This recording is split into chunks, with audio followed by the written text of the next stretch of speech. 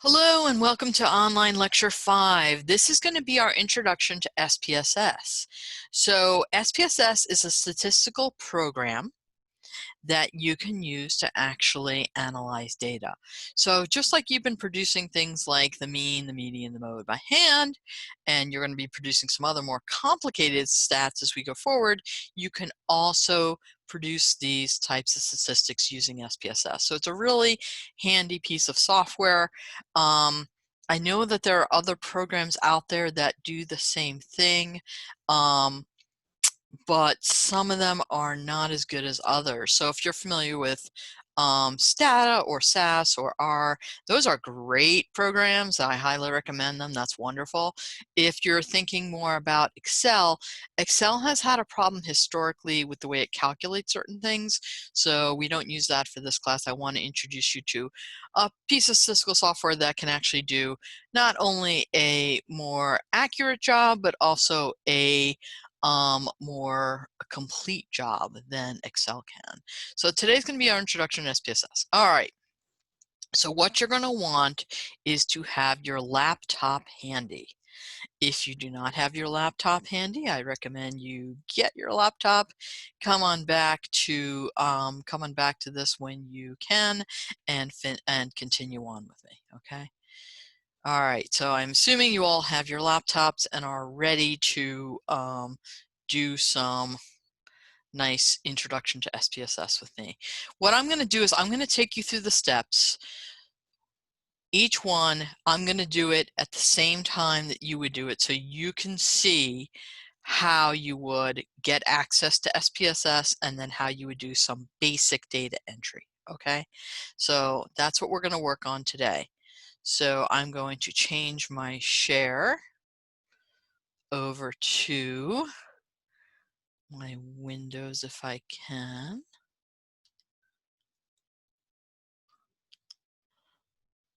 Well, there may be some additional pauses today as I get this together for you.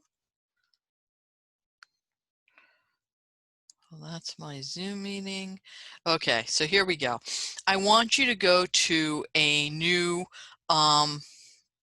browser window and open Google, and that's www.google.com. I'm going to recommend Firefox or Chrome for you PC users, and for you Mac users, I'm less familiar, but I'm assuming Safari will get you where you need to go. Okay, so once you have Google open, I just want you to enter WCUPA RAMCloud, RAMCLOUD. And the first thing that should pop up is RAMCloud Virtual Desktop, Westchester University. So I'm going to click on that. And then you're going to see me doing some extra pauses today, give you a chance to catch up to where I am. For those of you who are quicker, I apologize for the wait. Okay, and you can scroll down a little bit and you see RAMCloud. Getting started is as easy as 1, 2, 3. So step 1, download and install the Citrix Workspace app receiver. So I'm going to click on step 1.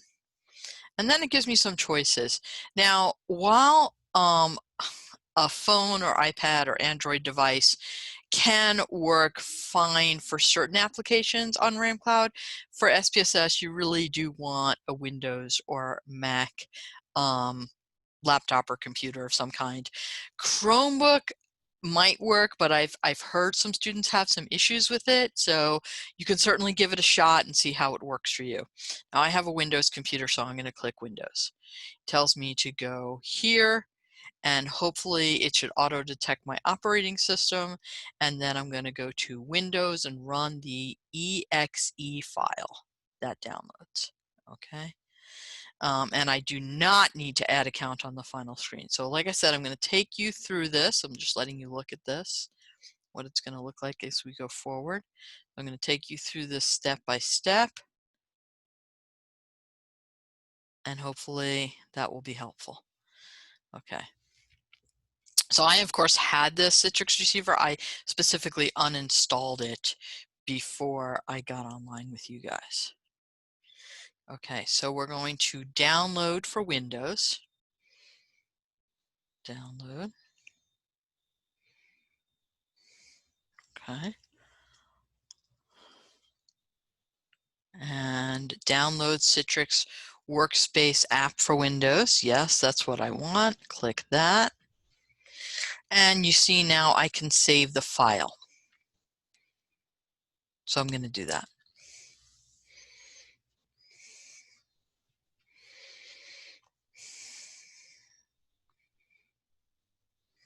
Okay. So if you're looking in the upper part of my screen, you notice how this arrow just turned from black to blue, and that's telling me where the download file. Now, if you don't have this on your particular browser, the place it's going to download is called C downloads. Okay, so it's a C drive and it's downloads. So you could go, if you're on Windows 10, and if this is going to be different for everyone, you can go to your folder icon and then move to your computer, and then you'll see downloads in there. Okay, or move to your desktop and you should see downloads there. But I'm going to go here, here we go. And I'm just going to click on this app so it will actually install for me.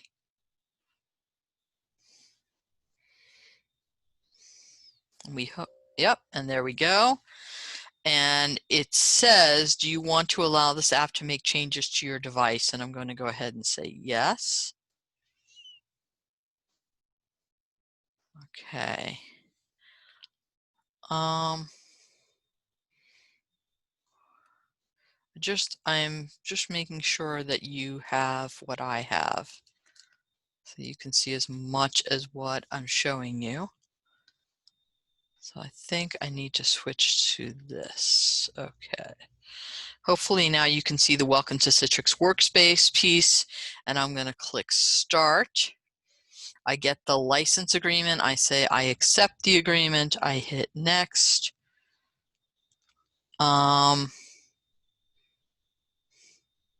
I guess I'll enable the app protection, and then I'll hit Install.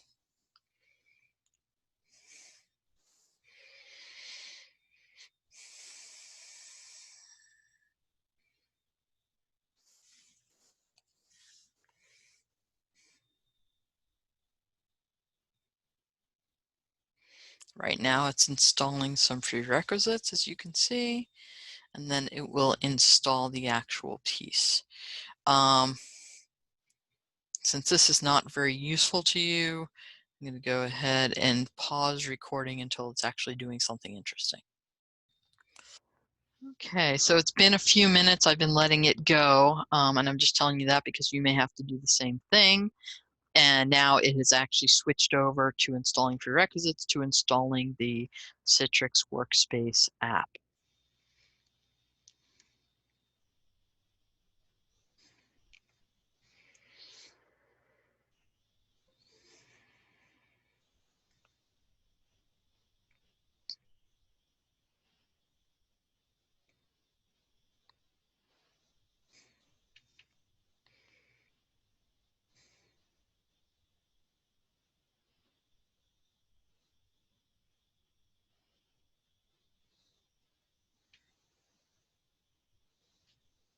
Okay, and it says installation successful.